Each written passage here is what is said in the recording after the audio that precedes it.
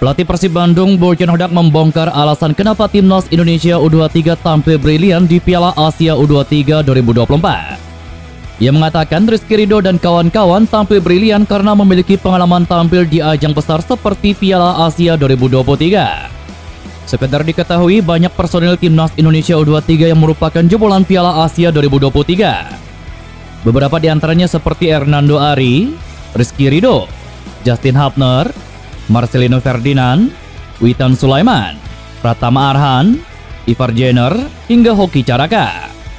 Hodak juga memastikan pencapaian timnas Indonesia U23 di Piala Asia U23 2024 sangatlah bagus. Hal itu terutama bagi sepak bola Indonesia dan para pemain mudanya. Bagus untuk Indonesia karena banyak pemain yang juga bermain di Piala Asia terakhir. Jadi mereka sudah memiliki pengalaman untuk bermain di kompetisi yang sulit ini. Jadi itu menurut saya kenapa mereka bisa bermain dengan sangat bagus. Jelas Bojan Hodak. Di perempat final Piala Asia U23 2024, timnas Indonesia U23 akan menghadapi juara grup B, yakni timnas Korea Selatan U23. Rencananya duel perempat final timnas Indonesia U23 kontra timnas Korea Selatan U23 akan dihelat pada hari Jumat, 26 April 2024 dini hari waktu Indonesia Barat. Kemenangan praktis dibidik pelatih timnas Indonesia U23 Sintayong. Sebab jika meraih kemenangan atas Korea Selatan U23, timnas Indonesia U23 selangkah lagi akan tampil di Olimpiade Paris 2024.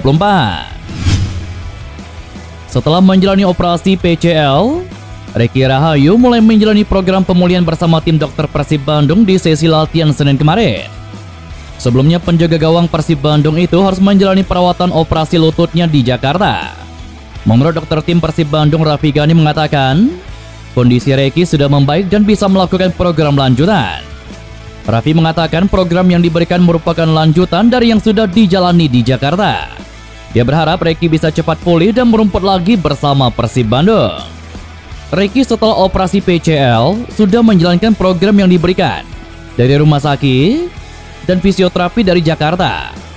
Karena tempat tinggalnya dekat dari Jakarta, sekarang mulai gabung. Kami ambil alih untuk meneruskan program yang masih belum selesai dan perlu Reky lakukan. Mudah-mudahan kemajuannya begitu baik. Jelas Raffi Ghani. Sudah lolos ke Championship Series, Persib Bandung enggan kehilangan posisi 2 klasemen di sisa 2 pertandingan regular series. Pekan ke-33 Persib akan menghadapi Borneo FC Samarinda dan juga PSS Sleman pada pekan terakhir. Finish di posisi kedua akan memberikan keuntungan bagi Persib Bandung agar dapat menjamu tuan rumah di leg kedua semifinal. Penjaga gawang Persib Bandung Teja Pakualam enggan terbebani dengan target posisi kedua. Ia akan tampil lepas bersama rekan-rekan sekompatriotnya seperti kemenangan meyakinkan 3-1 atas Persebaya Surabaya. Persib Bandung punya waktu 5 hari untuk persiapan melawan pemuncak klasemen Borneo FC. Bagi Teja itu bukan kendala berarti. Pasalnya ia dan tim sering dihadapkan pada situasi tersebut. Ia juga percaya pelatih punya program jitu untuk mengatasi jadwal padat tersebut.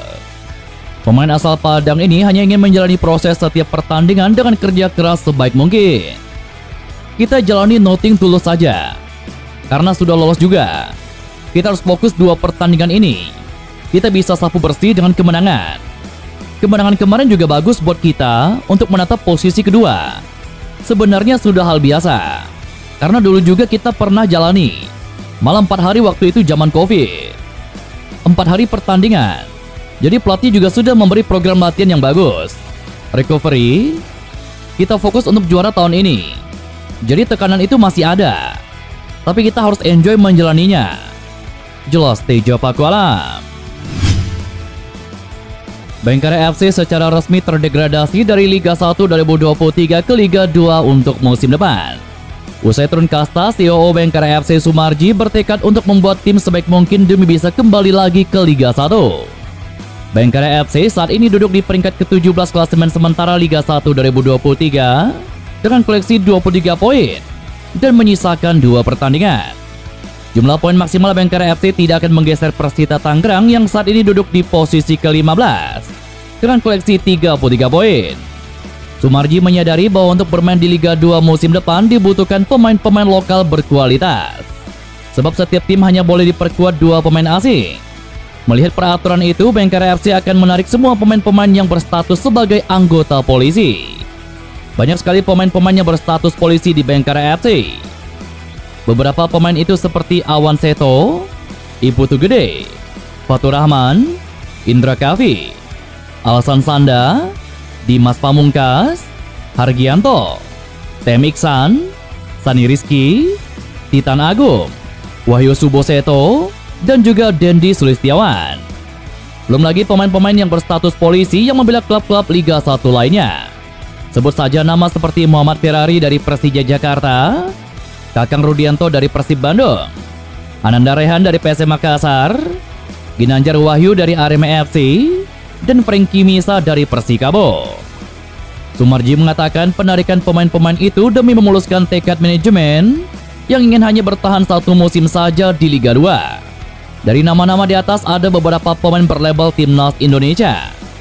Sebut saja nama seperti Muhammad Ferrari, Kakang Rudianto, dan Dendi Sulistiawan.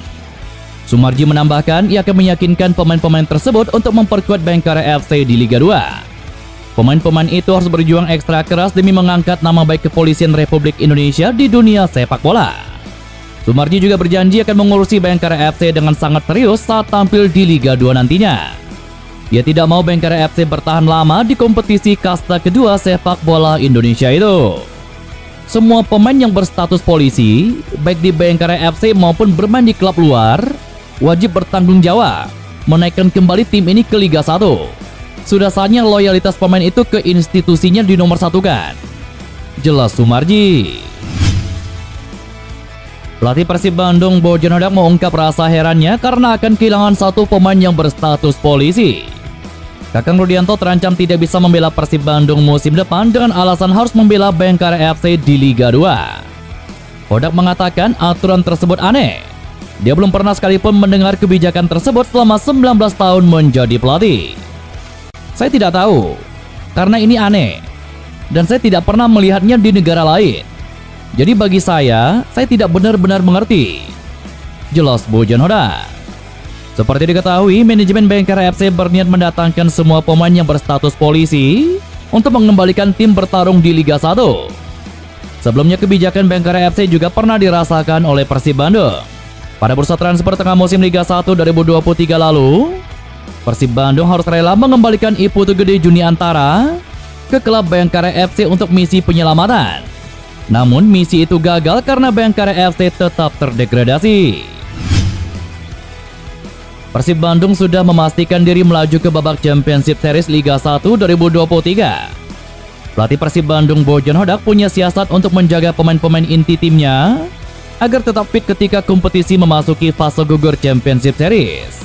Kasus cedera yang dialami sejumlah pemain sejak pekan ke-31 lalu secara tidak langsung memberikan mereka sedikit waktu untuk bernafas. Diketahui Marc Anthony Klopp, Stefano Beltram, dan juga Beckham Putra Nugraha sempat mengalami cedera.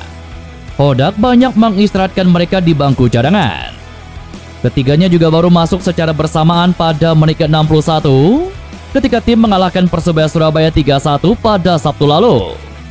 Terkini Edo Febriansyah masih harus disimpan Hodak karena cedera engkel ringan. Hodak memprediksi penggawa timnas Indonesia itu akan sepenuhnya fit ketika semifinal Championship Series dimulai. Hodak ini berencana membuat pemain utamanya rileks pada laga terakhir fase regular series Liga 1, yakni saat kontra PSS Sleman pada Selasa 30 April 2024 mendatang.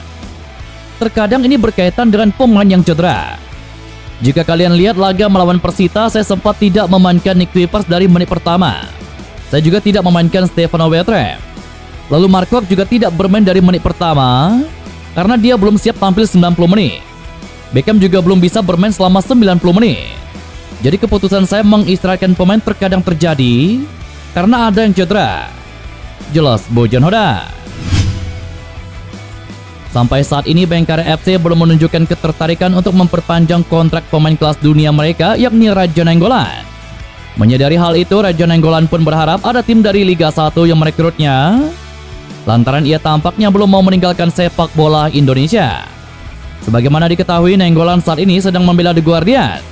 Ex-pemain AS Roma itu direkrut pada putaran kedua Liga 1 dan kontraknya akan berakhir sampai akhir musim Liga 1 2023 ini. Bicara soal kontrak yang akan habis akhir musim nanti, Nainggolan mengaku berharap ada klub yang mau meminangnya. Pasalnya gelandang berdarah Batak itu merasa masih punya kualitas dan bisa memberikan kontribusi untuk sepak bola Indonesia. Nainggolan juga mengakui bahwa sampai saat ini belum ada pembicaraan dengan klub lain. Namun begitu, dia menjelaskan telah berbicara mengenai masa depannya bersama Bayangkara FC yang saat ini resmi terdegradasi ke Liga 2 musim depan.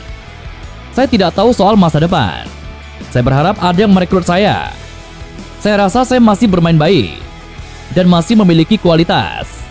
Jadi saya rasa saya masih bisa berikan kontribusi ke sepak bola Indonesia. Saya masih belum tahu.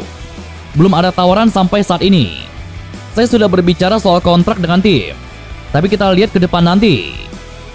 Jelas Nainggolan.